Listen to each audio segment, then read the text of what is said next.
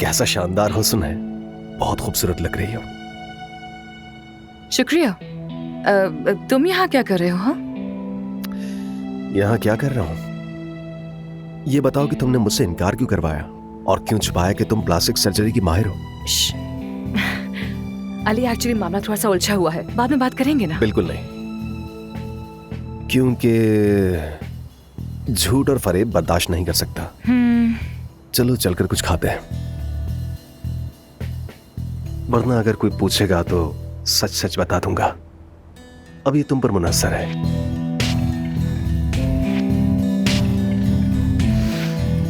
चल रही हूँ, ठीक है, चलो।